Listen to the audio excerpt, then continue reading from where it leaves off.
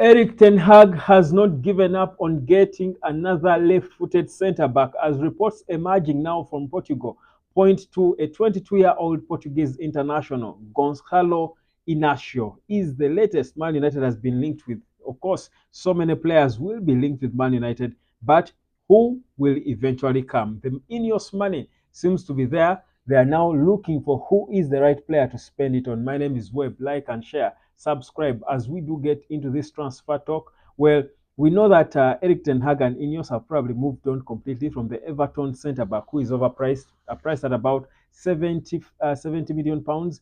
Well, Branthwaite is not worth it, and I think Ineos will agree. So they have chosen to move on. We know that they have been interested in Mathis Delete, according to reports that are coming through. But now, reports from Portugal strongly say that Manchester United are resurrecting interest in Gonçalo Inácio, who has been a player we've been linked with before.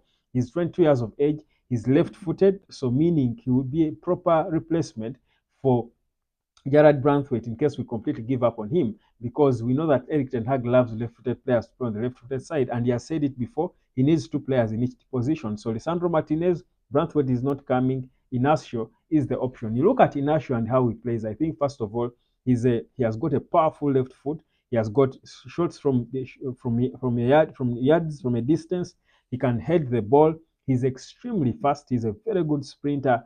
Uh, he's a national team player. I think he has got advantages to his game that I think really make him a worthy player. The only thing though is I feel like he's also overpriced because his buyout clause is believed to be about 60 million euros, which I still think is quite high. But I mean, I think he's a decent footballer for Man United to think about. So it looks likely that Ineos are looking at their all their options now as they try to move fast to sign players. So you look at the way Manchester United is bound to be set up with Ineos. I feel like what they're doing is, and again, that's why they're being linked with players who will cost you, 50 million and 40 million pounds or so. I think what Ineos are trying to do, from what I'm seeing, is they're rebuilding a team, but with players who are close to world class. So meaning they don't want success that is going to take so long because they are signing players below 25, but priced at about a lot of money, 40, 45, 50 million pounds. This means these are players who will be coming in and expected to turn up because you don't sign a player for 50 million pounds, 60 million euros in a buyout clause, and you say you're going to give them time to perform.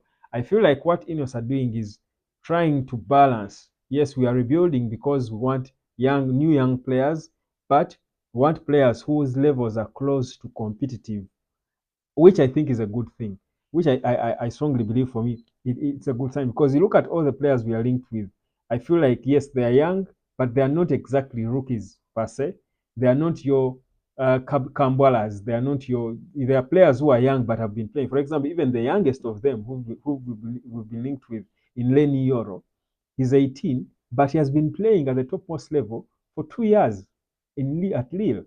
So it shows you that Ineos' strategy is to bring, yes, these young players, but who are close, so that if we're going to compete with Arsenal and Man City, we are not competing from afar.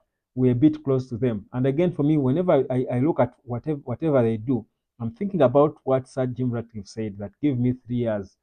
In 3 years, they want to knock Man City off their patch. Because if you sign a 45 million pounds player who is 22, in 3 years, 2, 3 years, they have come of age. They are 24. So probably, if you have a good coach who improves players, they are world class in those years. So I feel like it's a good strategy. I'm beginning to read around it, and I feel like what Ineos, the players we are linked with, makes sense for me. There is a certain quality to most of the players we're being linked with, and for me, that's the hope that I'm having in the whole Ineos project and what they're doing. So it's good stuff to see really happening. So this boy, Inácio, is not only wanted by Man United. We are in competition with Liverpool. I don't recall the last time we are linked with players that teams like Liverpool and Arsenal too wanted. You look at some of the players we've signed before, were players, especially the third options that we zeroed down on after failing the first options. These are players who are not attracting attention from any of the other big clubs. So it means they were aware of the ranks when it comes to class. So my feeling is that now we are pointing at the right players, and I think we have the muscle now to go and get them. We are going into bidding wars with the biggest teams in Europe, and we are being confident that we can win these wars.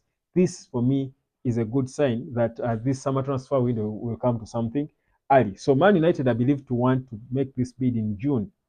This is a report coming in from Bolo, that's in Portugal. So that's why, but of course, all these are now reports. Like I've said, these are reports, but we can dig into them and see whether they make sense or not. But for me, I would honestly, if it's up to me, I would spend the 60 million euros on Inácio than 70 million pounds on Branthwaite. I just don't rate Branthwaite. Think about it. Branthwaite did not even make the Euros team. Mark Guehi, who was well linked with in reports before, is starting for England and playing confidently, the Crystal Palace player. So instead of going for Branthwaite, why don't you go for Mark Guehi, who is a national team player playing at the Euros, winning his 12th cap in their game against Serbia today. So my feeling for me is that Branthwaite was another another Mount Mason Mount signing, as if I think it was just the fascination with the left-footed player to come and be a deputy to Lisandro Martinez, but they probably don't do their research right to get the right player.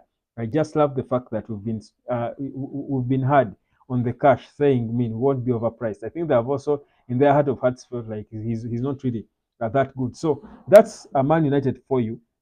And you feel like there is that good progress going on in the window. You look at other clubs that are doing their business. Of course, most clubs are being silent. Of course, look at teams like Arsenal, and there is not so much coming from their way, except for players who are leaving. Reece Nelson, players like Thomas Partey. With Arsenal, it's more of the departures. Who is coming in? They're playing their cards close to their chest. But of course, I know that we need to focus on our game. We need to focus on our team and what we are doing. But it doesn't hurt for you to rebuild while looking at what your opponent is doing, because you might want to borrow a leaf from what they are trying to do.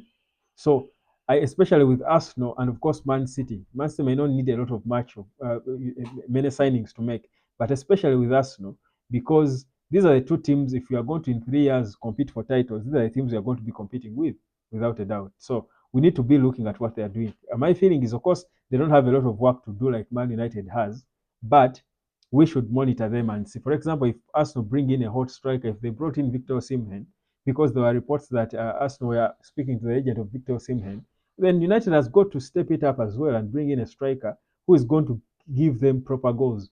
And well, Hoyland might be that striker, but or maybe he's not yet ready. So I think it's only normal for us to look into what our competitors are doing when you are rebuilding this club. But that's where Fabrizio Romano confirmed that in perhaps before the start of the season, before even the preseason starts, Erik ten Hag will have extended his contract with Man United. The talks are going well, and it's clear INEOS will be looking at extending his contract, and the talks are progressing. So I think when it comes to the manager, I think we should bury that. I think as we speak now, I also read somewhere, I think it was TNT Sport, that was saying, quoting Erik ten Hag, saying that Ineos told him they spoke to Thomas Tuchel, but then they realized that they've got the best manager. If he said this about himself, it's probably again goes back to what I've been telling you about the pride and bit of arrogance about Erik ten Hag. That's typical of Dutch people, isn't it? But this is a report I read somewhere that he said it today, actually, that he said that Ineos told him themselves they spoke to Tuchel, but they figured they have the best manager. I'm not 100% certain how true that is, whether they really, because it was a quote. I mean, by the time they quote someone, he probably said it. But that's where we are. For Erik ten Hag, I think that's the bridge we've crossed. We're past that. We can just focus on the players and see what exactly Ineos are bound to bring. So we are still tied on the central defense. We don't seem to be getting reports linking us a lot to players in other departments, especially the midfield. But from what I read from Fabrizio, it seems to hint on the fact that Amadou Onana, it might be on the radar, serious on the radar for Manchester United. that in the event that we can't get Joao Neves, Amadou Onana might be a proper backup for Manchester United. Let's follow that. But for now, give me your opinion on Inácio and whether you think he's a player we can make use of. I think I quite like him. I think he's a better player like Branthwaite, in all fairness. So if he comes in, understanding that Eric Ten Hag wants players with natural feet on natural sides of the defense, I mean, I think it would make better sense because clearly he has got to sign a left-footed centre back from what it looks like. Probably he doesn't trust the fitness of Lisandro Martinez. So that's where we are. Like, share, and subscribe, and I'll catch you later.